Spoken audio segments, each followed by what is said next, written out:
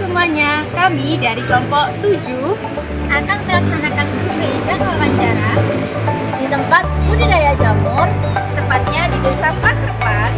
Yuk ikuti keseruan kita.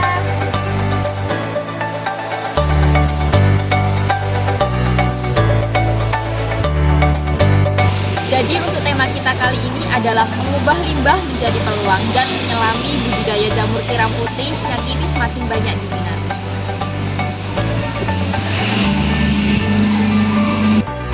Di tengah meningkatnya kesadaran masyarakat terhadap pangan sehat dan peluang usaha berbasis lingkungan, budidaya jamur tiram mulai dilirik dari banyaknya kalangan.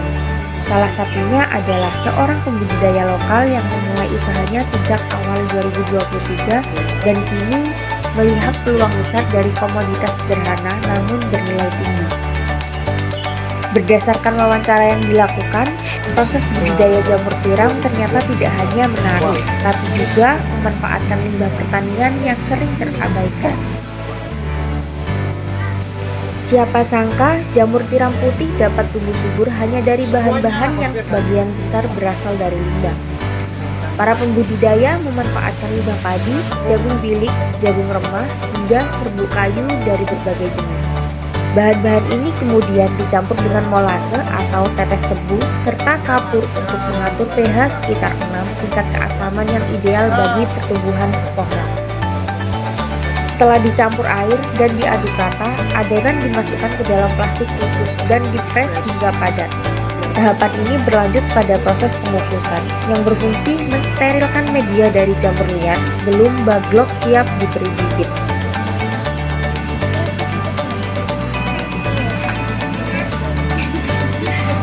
Bibit jamur tiram umumnya dibuat dari jagung. Setelah pengukusan selesai, bibit yang sudah diremah dimasukkan ke dalam baglok secara merata. Satu bungkus bibit bisa digunakan untuk sekitar 40 baglok. Tahap berikutnya adalah inkubasi selama 1 hingga 2 bulan. Pada masa ini, baglok dibiarkan pada ruangan khusus agar miselium tumbuh dan merambat secara optimal tanpa gangguan hama. Pembudidaya juga mengatakan, kalau langsung ditaruh di kumbung produksi, khawatir hamanya ikut masuk dan merusak media. Untuk budidaya jamur tiram tidak bisa dilakukan sembarangan. Kumbung atau rumah jamurnya juga harus memenuhi kriteria tertentu. Suhu ideal adalah sekitar 27 derajat Celcius. Jika terlalu dingin, misalnya di dataran tinggi ekstrim, spora jamur tidak bisa tumbuh meski tetap hidup. Kelembapan juga menjadi faktor penting. Ventilasi wajib memadahi untuk mencegah udara pengap yang dapat memicu tumbuhnya hama. Perawatan harian dilakukan dengan menyemprotkan air serta membersihkan permukaan baglok. Penyemprotan pestisida juga dilakukan setiap minggu untuk mencegah pertumbuhan bakteri. Telat 1 kali penyemprotan bisa menyebabkan fatal. Pembudidaya juga pernah merasa semuanya aman. Tapi karena telat menyemprot sampai 1 bulan, dampaknya semua jamur mati dan gagal untuk panen. Waktu panen jamur tiram sangat dipengaruhi dari jenis kayu yang digunakan dalam media. Bila menggunakan kayu keras, contohnya jati dan mahoni, untuk panen berkisaran hingga 2 bulan.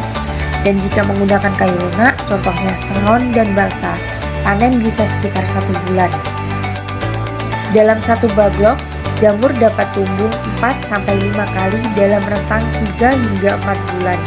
Jika dihitung, satu baglok mampu menghasilkan 3 hingga 3,5 ons jamur. Pada kondisi normal, dengan kapasitas 6.500 hingga 7.000 baglok, sang petani mampu menghasilkan rata-rata 15 kg jamur segar per harinya. Bahkan pada masa puncak produksi, panen bisa mencapai lebih dari 20 kg. Saat kondisi kumbung sedang kosong, panen harian berkisar di angka 7 kg, dan angka itu masih terbilang baik. Ketika ditanya alasan memulai budidaya jamur, sang pembudidaya menjawab sederhana namun penuh dengan perhitungan, yaitu pasar yang mendukung dan kompetitor yang sangat sedikit. Dengan memanfaatkan limbah sebagai bahan dasar, biaya produksi relatif rendah. Sementara itu, kebutuhan pasar terhadap jamur tiram terus meningkat. Saat ini pemasaran masih berfokus pada pasar lokal, namun ia meyakini bahwa peluang ekspansi masih besar, mengingat permintaan belum terpenuhi secara maksimal. Di balik alasan itu, hama menjadi tantangan terbesar. Ada 2 jenis hama utama, yaitu hewan kecil dan jamur liar.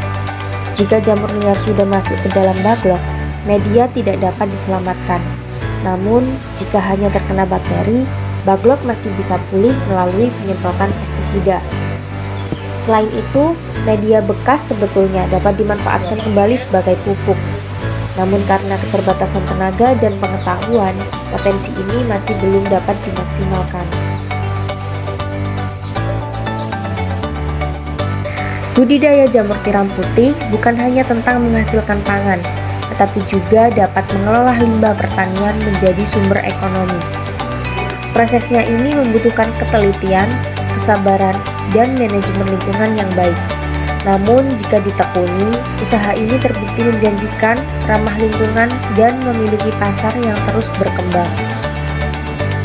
Dengan minimnya kompetitor dan tingginya permintaan, budidaya jamur membuka pintu peluang luas bagi masyarakat yang ingin memulai usaha pertanian modern berbasis keberlanjutan. Itu tadi hasil cuplikan dari survei kelompok kami. Apabila ada kekurangan, kami mohon maaf. Sekian, terima kasih.